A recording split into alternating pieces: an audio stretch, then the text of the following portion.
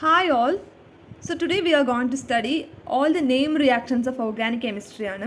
So ഇന്ന് പഠിക്കുന്നത് hydro കാർബണിലെ ആൽക്കെയിൻസിലുള്ള name reactions ആണ്. അതിൽ ഏതൊക്കെ നെയിം റിയാക്ഷൻസ് ഉണ്ട്, റിയാക്ഷൻസ് എങ്ങനെയാണെന്നൊക്കെയാണ് ഈ ഒരു വീഡിയോയിൽ നമ്മൾ ഡിസ്കസ് ചെയ്യാൻ പോകുന്നത്. ഓക്കെ, സോ ഇത്രയാണ് ആൽക്കെയിനിലുള്ള റിയാക്ഷൻസ്.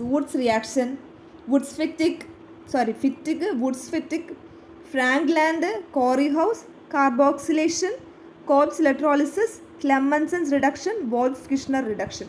സോ ഇത്രയും ഈ 9 റിയാക്ഷൻസ് ആണ് നമ്മൾ ഈ ഒരു വീഡിയോയിൽ ഡിസ്കസ് ചെയ്യാൻ പോകുന്നത്. Okay, so what is Woods reaction?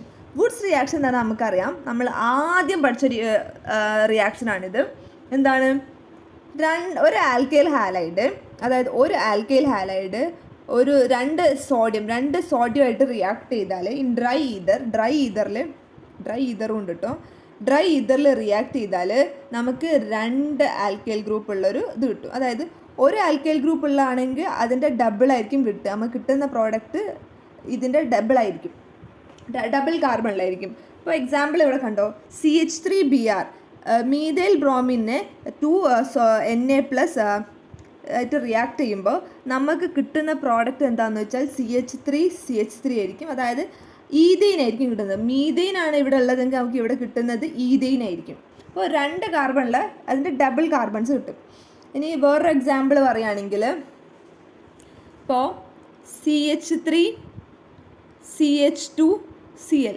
So ഇതിൻ്റെ 2 വേണം.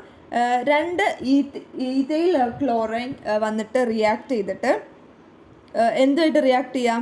വുഡ്സ് റിയാക്ഷൻ നടക്കുകയാണ്. വുഡ്സ് റിയാക്ഷൻ എന്ന് പറയുമ്പം അതിൻ്റെ റിയാക്ടൻസ് എന്തൊക്കെയാണ്?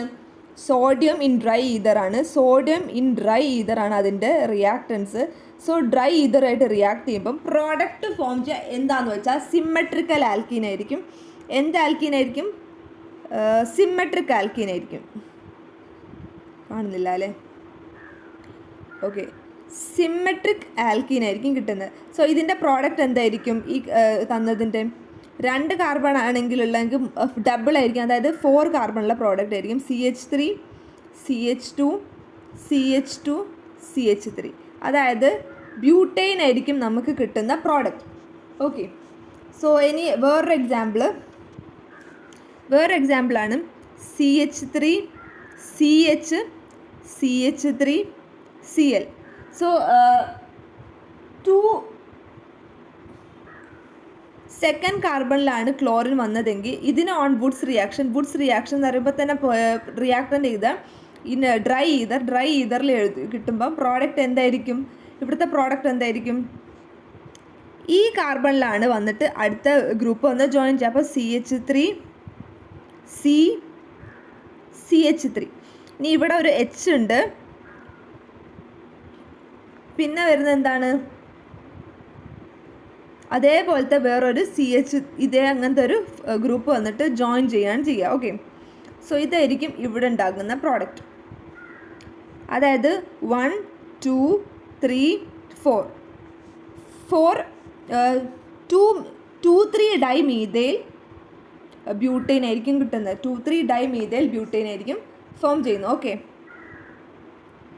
നെയിമിങ് അറിയില്ലേ? ഇനി അടുത്തത് ഫിറ്റിക് റിയാക്ഷനാണ്.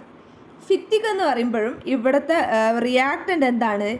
എണ്ണയും ഡ്രൈ ഈതറും ആണ്. സോ ഇവിടെ അരോമാറ്റിക് ആൽക്കിൽ ഗ്രൂപ്പാണ് ഉള്ളത്.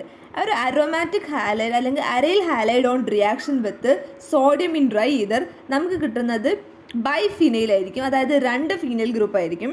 ഇപ്പോൾ ഇതൊരു ഇങ്ങനെയാണ്, ക്ലോറിൻ ആണ് ഇവിടെ ഉള്ളെങ്കിൽ ഓൺ Na ഡ്രൈ ഈതർ ചെയ്താൽ നമുക്ക് കിട്ടുന്ന പ്രോഡക്റ്റ് ബൈഫിനൈലായിരിക്കും. അതായത് 2 ബെൻസൈൽ ഗ്രൂപ്പ് വന്നിട്ട് ജോയിൻ ചെയ്യുന്ന ഒരു പ്രോഡക്റ്റ് ആയിരിക്കും നമുക്ക് കിട്ടുന്നത്.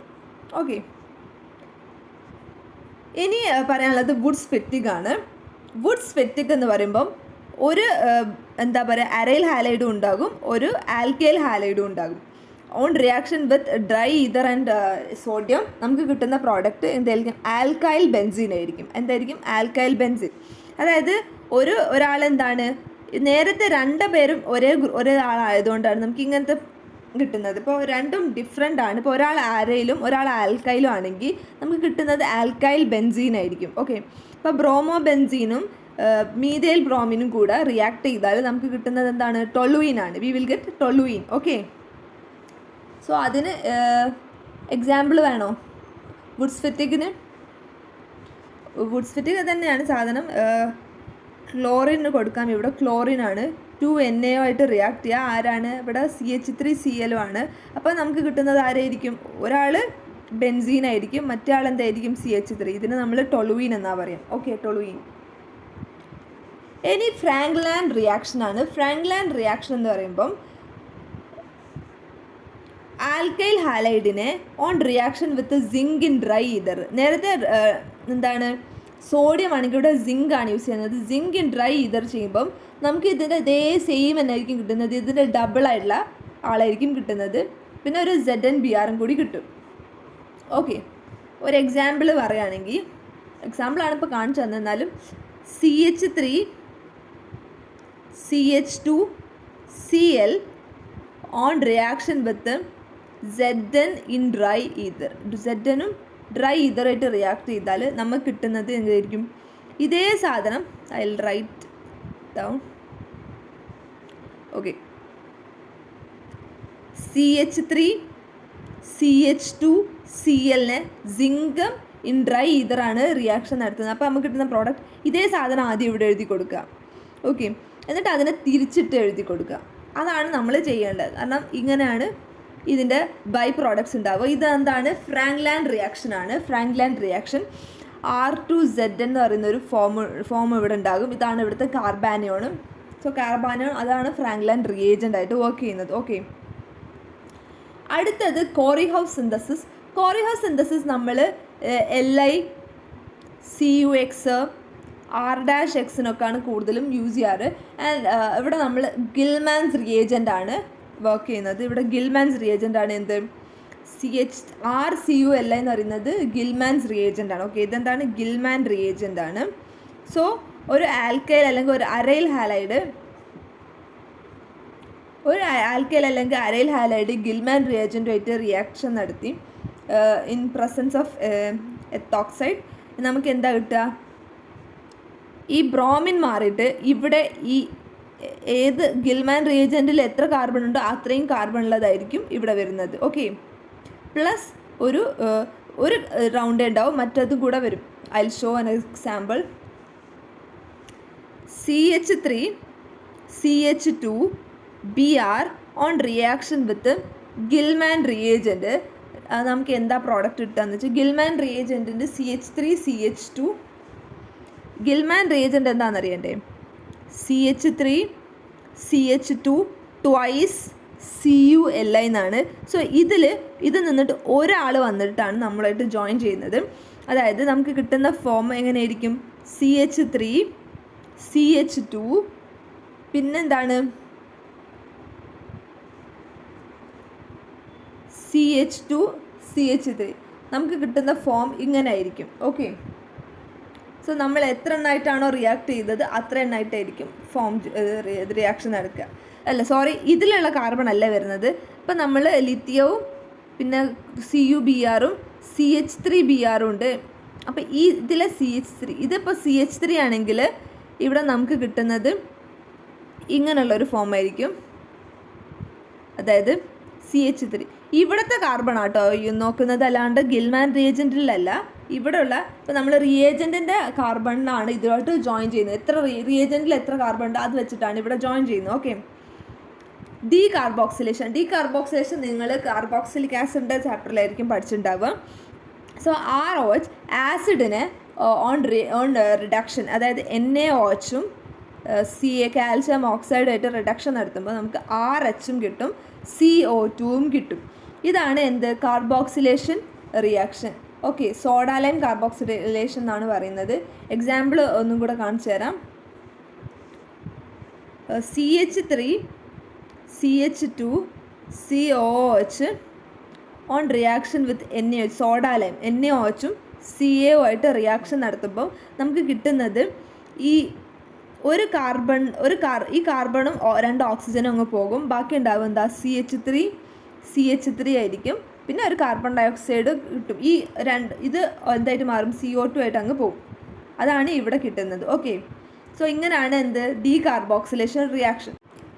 സോ അടുത്തതിന് കോൾബ്സ് ഇലക്ട്രോളിസിസ് ആണ്. കോൾബ്സ് ഇലക്ട്രോളിസിസ് എന്ന് പറഞ്ഞാൽ CH3COONA on reaction with on electrolysis ചെയ്താൽ നമുക്ക് കിട്ടുന്നത് അതിൻ്റെ ഡബിൾ കാർബണുള്ള കോമ്പൗണ്ട് ആയിരിക്കും. അതായത് ഇപ്പോൾ ഇവിടെ ഒരു CH3 ആണെങ്കിൽ ഇവിടെ അതിൻ്റെ ഡബിൾ ഉണ്ടാകും. ഓക്കെ, ഒരു എക്സാമ്പിൾ കാണിച്ചു തരാം റിയാക്ഷൻ എങ്ങനെയാണ് റിയാക്ഷൻ എക്സാമ്പിൾ തന്നെയാണിത്.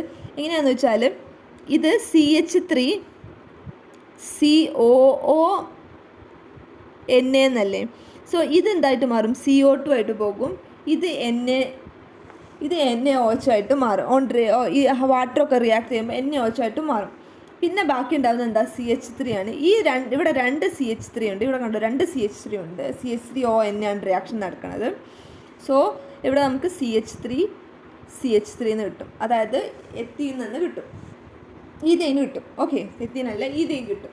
ഓക്കെ, അതാണ് കോൾബ്സ് ഇലക്ട്രോളിസിസ്. ഇലക്ട്രോളിസിസ് എന്ന് പറഞ്ഞാൽ അവിടെ കാർബൺ ഡയോക്സൈഡും NaOH അങ്ങ് പോവും, ബാക്കിയുള്ള കാർബൺ ജോയിൻ്റ് ആയിട്ട് മാറും. പിന്നത്തെ അതാണ് ക്ലമ്മൺസൻസ് റിഡക്ഷൻ. ക്ലമ്മൺസൻസ് റിഡക്ഷനുണ്ട്, പിന്നെ അതുപോലെ തന്നെ വോൾഫ് കിഷ്ണർ റിഡക്ഷനുണ്ട്. ക്ലമ്മൺസൻസ് റിഡക്ഷൻ നമ്മൾ അസിഡിക് ആണെങ്കിലാണ് യൂസ് ചെയ്യുക. അസിഡിക് റിയാക്ഷനാണ് ഇത്. ഇവിടെ എന്താണെന്ന് വെച്ചാൽ സിങ്ക് അമാൽഗവും HCl ആയിട്ട് റിയാക്ട് ചെയ്യുമ്പോൾ നമുക്ക് വാട്ടർ റിലീസാകും. വാട്ടർ റിലീസാകുമ്പോൾ പ്രോഡക്റ്റ് ഉണ്ടാകുന്നത് എന്തായിരിക്കും? ഒരു ഹൈഡ്രോ കാർബൺ ആയിരിക്കും ഇവിടെ ഉണ്ടാകുന്ന പ്രോഡക്റ്റ്. അതായത് CH3 ആയിരിക്കും ഉണ്ടാകുന്നത് ഇവിടെ ഉണ്ടാകുന്ന ബൈ പ്രോഡക്റ്റ്. എക്സാമ്പിൾ പറയുകയാണെങ്കിൽ CH3COOCH3 on reaction with zinc amalgam and in concentrated HCl ആണെങ്കിൽ നമുക്ക് കിട്ടുന്ന ബൈ പ്രോഡക്റ്റ് എന്ന് പറയുന്നത് ഇത് മാറിയിട്ട് ഇവിടെ എന്ത് വരും? CH3CH2CH3 എന്നായിരിക്കും വരും. കാരണം ഇവിടെ രണ്ട് ഹൈഡ്രജൻ വന്നിട്ട് ജോയിൻ ചെയ്യും. ഓക്കെ, ഇവിടേക്ക് രണ്ട് ഹൈഡ്രജൻ വന്ന് ജോയിൻ ചെയ്യും.